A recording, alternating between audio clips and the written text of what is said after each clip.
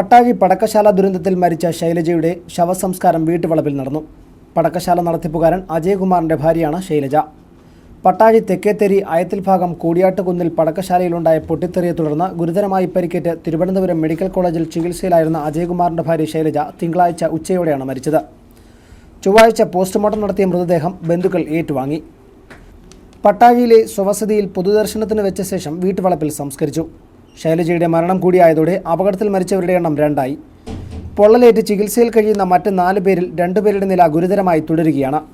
അജയകുമാറിൻ്റെ മകൾ സ്വാതിയുടെ പേരിലുള്ള ലൈസൻസിലാണ് പടക്കശാല പ്രവർത്തിച്ചിരുന്നത്. അപകടം നടന്ന സ്ഥലം scientific assistant Gopika, explosive director എന്നിവരുടെ നേതൃത്വത്തിലുള്ള വിദഗ്ധ സംഘം പരിശോധിച്ചു. സ്ഥലത്ത് പോലീസ് കാവൽ ഏർപ്പെടുത്തിയിരിക്കുകയാണ്. നിർമ്മാണത്തിലിരുന്ന പൂത്തിരി പൊട്ടിത്തെറിച്ചതാകാം അപകട കാരണമെന്നാണ് പ്രാഥമിക നിഗമനം.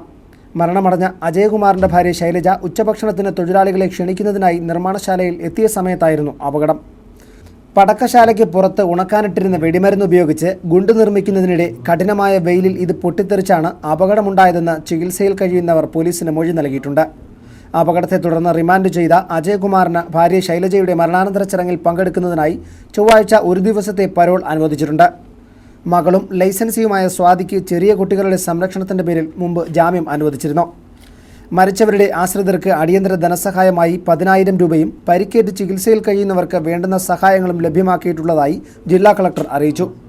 Fox T V news bureau, Pathanapuram.